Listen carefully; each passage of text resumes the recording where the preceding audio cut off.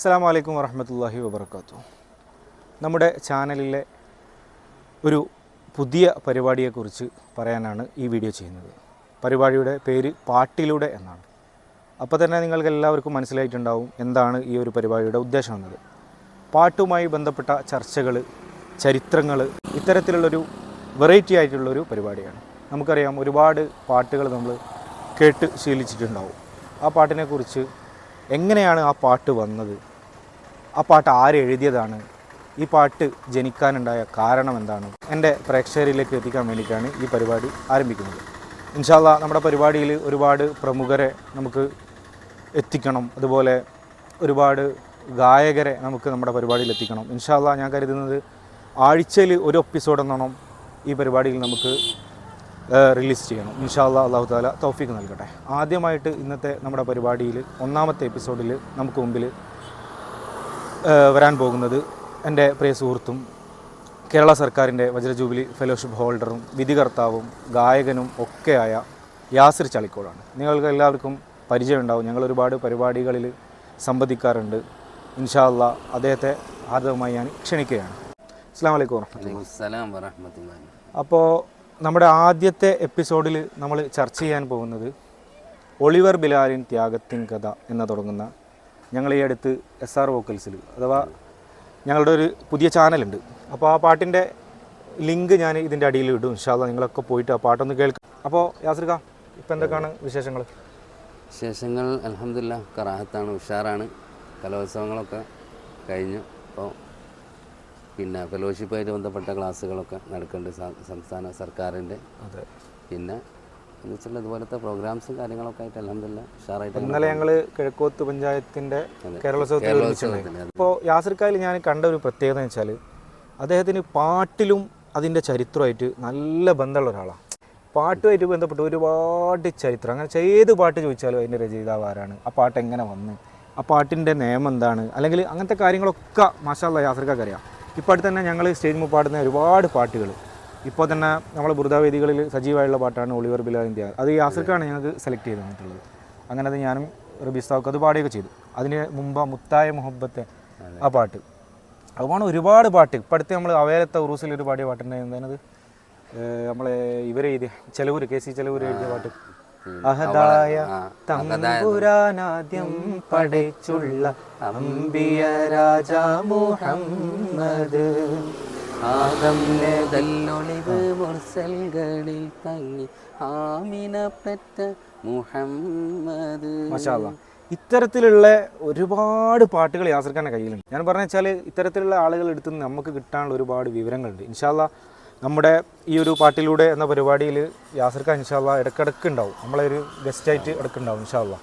അപ്പോൾ ഞാൻ കൂടുതൽ സംസാരിക്കുന്നില്ല. അപ്പോൾ യാസിർഖാൻ, നമുക്ക് അറിയേണ്ടത് ഒരു ഒളിവർ ബിലാലിൻ ത്യാഗത്തിൻ കഥ. ഒരു ദിവസം നമ്മൾ ഒരു കാറിൽ നിന്ന് ഏതൊരു യാത്രേൻ്റെ ഇടയ്ക്കാണ് നമ്മളിങ്ങനെ സംസാരിച്ചപ്പോൾ നിങ്ങൾ ആ പാട്ട് ഇങ്ങനെ പാടിയത്. ഈ യാത്രയിൽ നമുക്കുള്ളത് ഒരു കാര്യം എന്ന് വെച്ചാൽ, ഇപ്പോൾ പാട്ടുമായിട്ട് ബന്ധപ്പെട്ട ആളുകളാണെങ്കിൽ യാത്രയിൽ നമ്മൾ പൊതുവെ അന്താക്ഷരികൾ, അപ്പോൾ പുതിയ പാട്ടുകൾ ഇങ്ങനെ മനസ്സിൽ വരും, പുതിയ അക്ഷരങ്ങൾ വെച്ചിട്ട്. ആ ഒരു എനിക്ക് തോന്നുന്ന അങ്ങനത്തെ ഒരു സമയത്താണ് ഈ പാട്ട് ഞാൻ പാടിയിട്ടുണ്ട്.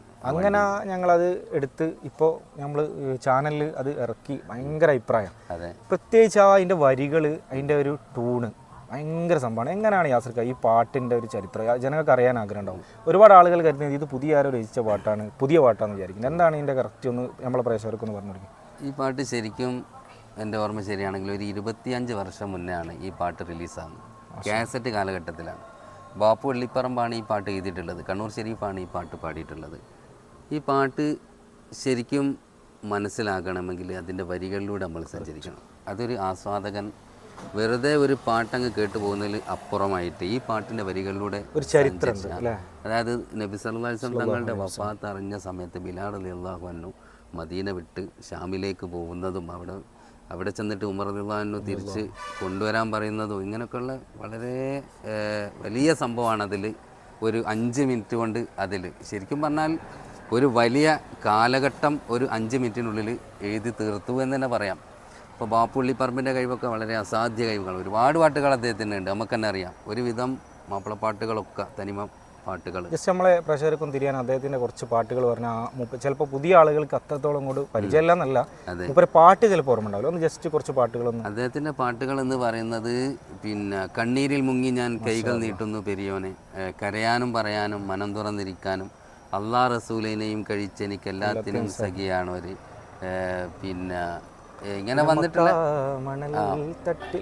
മക്കാമണൽ തട്ടിൽ അദ്ദേഹത്തിനാണ്. പിന്നെ ഇങ്ങനെ വെച്ചിട്ട് നമ്മൾ സ്ഥിരം കേട്ടുകൊണ്ടിരിക്കുന്ന മാപ്പിളപ്പാട്ടുകൾ ഒരുവിധമൊക്കെ എണ്ണിയാലൊതുങ്ങാത്ത പാട്ടുകൾ. അതെ, ഇപ്പോൾ OM കരുവാരക്കുണ്ടാണെങ്കിൽ ട്രഡീഷണലിലാണ് കൂടുതൽ ശ്രദ്ധ പതിപ്പിക്കൽ. അപ്പോൾ മത്സരവേദികളിലാണ് അദ്ദേഹത്തിൻ്റെ കൂടുതൽ കേൾക്കുക. കൂടുതൽ ഇതില്ല എന്നല്ല, പക്ഷേ മറിച്ച് വാപ്പുള്ളിപ്പറമ്പിൻ്റെ നമ്മൾ നിത്യേന വാഹനങ്ങളിലൊക്കെ ഓൺ ചെയ്യുന്ന പാട്ടുകൾ 90% അദ്ദേഹത്തിൻ്റെ തന്നെയാണ്. അപ്പോൾ ഈ അടുത്ത് നമ്മൾ IMൻ്റെ സ്റ്റേറ്റ് കലോത്സവത്തിൽ ജഡ്ജ് നിൽക്കാൻ പോയ സമയത്ത് മൂപ്പരെ കണ്ട് പാട്ട് ഇറക്കുന്നുണ്ടെന്നൊക്കെ പറഞ്ഞു. മൂപ്പർക്ക് ഭയങ്കര സന്തോഷമായി. അതെ, അതുണ്ടാവില്ല, നമ്മളെ സ്വന്തം കുഞ്ഞിനെ മറ്റൊരാളെടുത്ത് താലോലിക്കുക എന്ന് പറയുമ്പോൾ അതേപോലെയാണല്ലേ.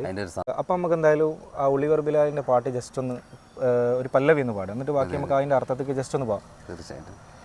ഒളിവർ ബിലാലിൻ ത്യാഗത്തിൻ കഥയിശലുകളായി കോർക്കാം, പിരിയാത്ത പിരിശം നബിയിൽ വെച്ച ബിലാലിനെ ഓർമ്മിക്കാം, ഞാനാ ചരിതം വിവരിക്കാം. ഒളിവർ ബിലാലിൻ ത്യാഗത്തിൻ കഥയിശലുകളായി കോർക്കാം, പിരിയാത്ത പിരിശം നബിയിൽ വെച്ച ബിലാലിനെ ഓർമ്മിക്കാം, ഞാനാ ചരിതം വിവരിക്കാം. ഇങ്ങനത്തെ ഒരുപാട് പ്രണയഗാനങ്ങൾ നമ്മൾ പല പാട്ടുകളും കേട്ടിട്ടുണ്ട്. പ്രണയഗാനങ്ങൾ, ഇപ്പോൾ പ്രണയഗാനങ്ങൾ ഇപ്പോൾ മുംതാസ് ഷാജഹാൻ, അതുപോലെ കൈസ് ലൈല, ഇതുപോലുള്ള ഒരുപാട് വിഷയങ്ങൾ മാപ്പിളപ്പാട്ടിൽ തന്നെ പ്രണയങ്ങളെ ആസ്പദമാക്കി വന്നിട്ടുണ്ട്. എന്നാൽ അതിൽ നിന്നൊക്കെ വ്യത്യസ്തമായിട്ട് നബി സല്ലല്ലാഹു അലൈഹി വസല്ലം തങ്ങളെ സ്നേഹിച്ച ബിലാൽ റളിയല്ലാഹു അൻഹു, അതാണ് ശരിക്കും പറഞ്ഞാൽ ലോകത്തിലെ ഏറ്റവും വലിയ പ്രണയം. ആ പ്രണയത്തിനപ്പുറം പോകുന്ന വേറെ പ്രണയമില്ല. അതാ വരികൾ കറക്റ്റ് കേട്ടത്. എന്താ പറയുക, ബാപ്പുക്ക ആ പാട്ടിൻ്റെ ഒരു പല്ലവി തന്നെ ഒരുപാട് കാര്യങ്ങൾ പറഞ്ഞു. എങ്ങനെയാണ് നമ്മളിപ്പോൾ ഒരു ചരിത്രം ഇതാണെങ്കിൽ അല്ലെങ്കിൽ ഒരു പ്രസംഗിക്കുകയാണെങ്കിൽ നമുക്ക് അത്ര കുറേ നേരം പറഞ്ഞാൽ ഈ ഒരു കാര്യം പറയും. ഇപ്പോൾ ഒളിവർ ബിലാലിൻ ഒളിവർ എന്ന് പറയുമ്പോൾ തന്നെ ആ ഒരു വല്ലാത്തൊരു വേർഡ് അല്ലേ. ഒളിവർ ബിലാലിൻ ത്യാഗത്തിൻ കഥ ശലുകളായി കോർക്കാം, പിരിയാതെ നബിയിൽ പിരിച്ചം വെച്ച ബിലാലിനെ ഓർമ്മിക്കുക. അത്രത്തോളം മുത്തുനബിയോടുള്ള ഇഷ്ക് പറയുകയും ചെയ്ത് ഇനി ഞാൻ ആ കഥ പറയാമെന്ന് പറഞ്ഞു. കഴിവാണ് അല്ലേ അയവർക്കാന്ന് പറയുമ്പോൾ തന്നെ എന്താണ്, അതൊരു വകുപ്പിൽ വെച്ചിട്ട് മാത്രമല്ല, ഇപ്പം നമുക്കറിയാം ഒരു പാട്ട്, അത് ഏത് പാട്ടായിക്കോട്ടെ, അത് രചന നിർവഹിച്ച് അതിനേക്കാൾ അപ്പുറം അത് സംഗീതം ചെയ്യുക എന്നുള്ളതാണ്. ആ വരികൾക്ക് സംഗീതം ചെയ്യുമ്പോൾ ശരിക്കും ആ ഒരു പാട്ട് സംഗീതം ചെയ്താരാണ് കോഴിക്കോട് അബൂബക്കർ. അബൂബക്കർ എന്ന് പറയുന്നത് വാപ്പുള്ളിപ്പറമ്പിൻ്റെ ഒരുപാട് പാട്ടുകൾ 99% പാട്ടുകൾ സംഗീതം ചെയ്തത് കോഴിക്കോട് അബൂബക്കർക്കാണ്. ഒരു അസാമാന്യ പ്രതിഭയാണ് അദ്ദേഹം. അപ്പോൾ നമ്മൾ അനുബല്ലവിലേക്ക് വരികയാണെങ്കിൽ,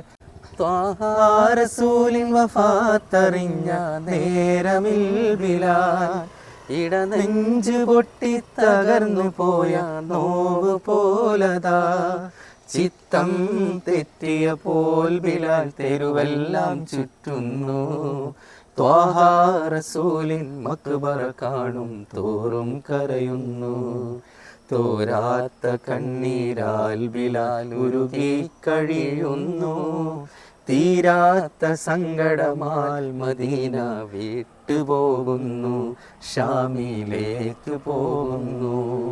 പുണ്യ ബിലാലിനെ തേടിക്കൊണ്ട് ഉമറത ചൊല്ലുന്നു, പോരൂ ബിലാലെ മദീനത്തേക്കെന്നവർ ചൊല്ലുന്നു, എൻ്റെ ഹബീബില്ലാത്ത മദീനത്തേക്കിനി ഞാനില്ല, ത്വാഹ റസൂലിൻ മക്ബറ കണ്ടാൽ താങ്ങാനാവില്ല, ഒടുവിൽ ബിലാലിൻ ഉമറിനപേക്ഷയിൽ ഒഴിയാനായില്ല, ഇടറുന്ന കൽബാൽ റൗദയിലെത്തി ബിലാൽ റളിയല്ലാഹു എത്തി ബിലാൽ റളിയല്ലാഹു. മുത്ത് റസൂലിൻ റൗദയെ കണ്ടതിൽ നെഞ്ചം പൊരിയുന്നു, സഹിയില്ലാത്ത ബിലാലിൽ ഉമറും സാന്ത്വനമോതുന്നു, ഇനിയും ആ തിരുവാങ്കൊലി കേൾക്കാൻ ഉമറും അപേക്ഷിച്ചു, ഇടറും സ്വരത്താൽ ആ മഹാൻ ബാങ്കും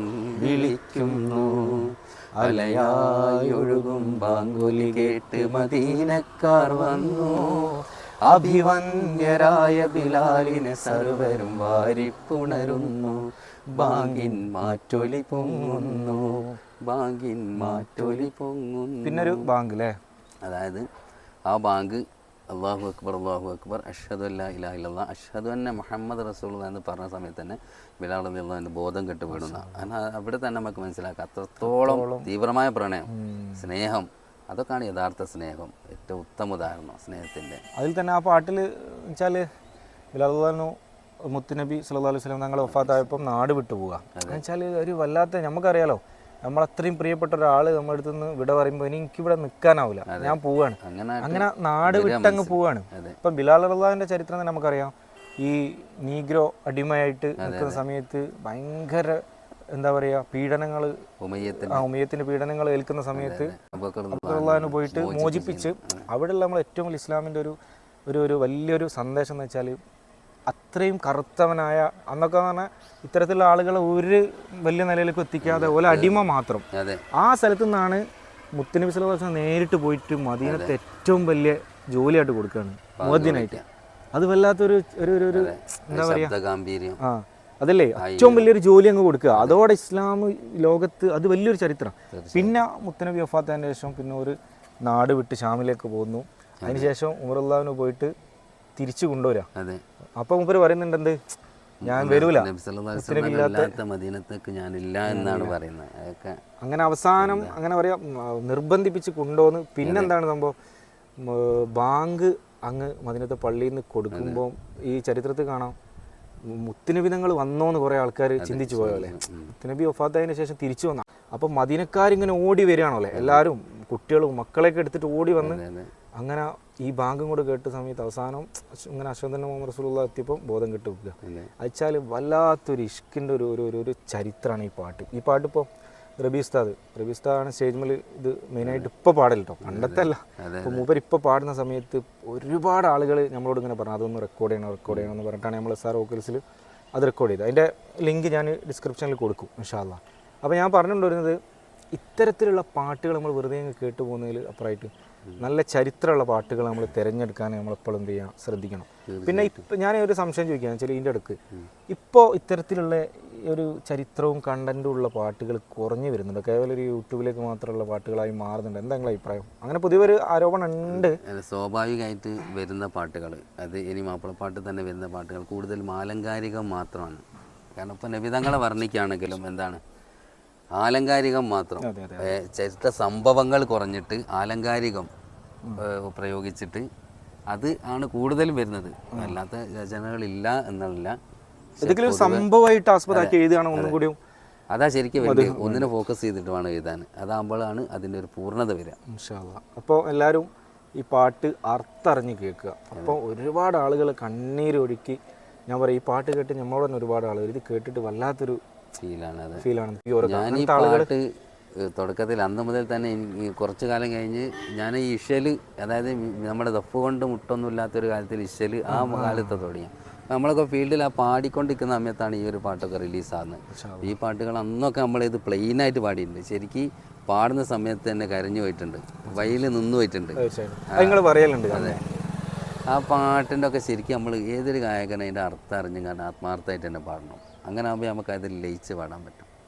അപ്പോൾ ഇൻഷാ അല്ലാഹ് നല്ലൊരു ചരിത്രാവിഷ്കാരമാണ് ഇപ്പോൾ യാസിർ ഖാൻ നമുക്ക് വേണ്ടി നടത്തി തന്നിട്ടുള്ളത്. ഇൻഷാ അല്ലാഹ് ഒരുപാട് കാര്യങ്ങൾ യാസിർ ഖാനെ കൊണ്ട് നമുക്ക് നമ്മളെ പ്രേക്ഷകർക്ക് അറിയിക്കാനുണ്ട്. ഇൻഷാ അല്ലാഹ് യാസിർ ഖാൻ നമ്മളെ കൂടെ ഉണ്ടാകുമെന്ന് വിശ്വസിക്കുന്നു. തീർച്ചയായും ഇൻഷാ അല്ലാഹ്. അപ്പോൾ ഞങ്ങളിങ്ങനെ വണ്ടിയിലൊക്കെ പോകുന്ന സമയത്ത് ഈ യാസിർ ഖാൻ്റെ ഈ ഒരു പാട്ടിൻ്റെ ചരിത്രത്തിലുള്ള ഒരു അറിവ് കണ്ടിട്ട് നമ്മൾ ഞെട്ടിപ്പോകും. ഞാൻ അങ്ങനെ വെറുതെ നിർത്തി പറയല്ല, അതിനോടുള്ള ഒരു അഭിനിവേശമാണ് പാട്ട് കല എന്നുള്ളത്. ഇത് എവിടെയും പോയിട്ട് ഈ പറഞ്ഞ ഈ സംഭവങ്ങൾ എവിടെയും പോയി പഠിച്ചൊന്നല്ല. ചെറുപ്പകാലത്തിലെ ഈ കേസറ്റുകളൊക്കെ ഉപ്പൻ്റെ കാര്യങ്ങൾ പറയാറുണ്ട്. അതെ, പാട്ടുകളും അപ്പോൾ തശ്രീഫ് മുബാറക്ക്, ഭഗവാനോരപ്പോൾ, തരണം പിതാവർ, അങ്ങനത്തെ പാട്ടുകൾ കേട്ടാണ് നമ്മൾ ശരിക്കും വളർന്നത്. അപ്പോൾ പിന്നീടുണ്ടായ പ്രചോദനം ഏത് പാട്ട് കേട്ടാലും അതൊന്ന് ശരിക്കും മനസ്സിരുത്തി കേൾക്കുക, അത് ആര് എഴുതിയെന്നൊന്ന് അന്വേഷിക്കുക. അത് ചെറുപ്പത്തിലേ ഉള്ള അത് യുവതലമുറക്ക് കൊടുക്കാനുള്ള ഏറ്റവും വലിയ ഉപദേശമാണ് എന്ത്, പാട്ട് മനസ്സുകൊണ്ട് കേൾക്കുക. ഇത് പാടുന്ന ആളുകൾ അത് അവിടെ ഓൻ്റെ ഇത് പോരാന്ന് പറയുന്നതിൽ ഒപ്പറായിട്ട് എന്താണ് ആ പാട്ടിലെ കണ്ടന്റ് അറിയാം. അപ്പോൾ എന്തായാലും ഈ ഒരു ആദ്യത്തെ എപ്പിസോഡ് നമ്മൾ ഇവിടെ വൈൻഡപ്പ് ചെയ്യുകയാണ്. അതിൻ്റെ മുമ്പ് നമുക്ക് എന്ത് ചെയ്യാം, നമ്മളെ ക്യാമറമാൻ ജുറേജിനെ വിളിക്കുക. വാ ജുറേജ്, ഇങ്ങോട്ട് വാ, വേവാ. അപ്പോൾ നമ്മളെ ജുറേജ് ഒളിയോർ ബിലാൽ എന്ന് ജസ്റ്റ് ഒരു പല്ലവി മാത്രം നമുക്ക് മൂന്നാക്കും കൂടി പാടിയിട്ട് നമുക്ക് പരിപാടി നിർത്താം.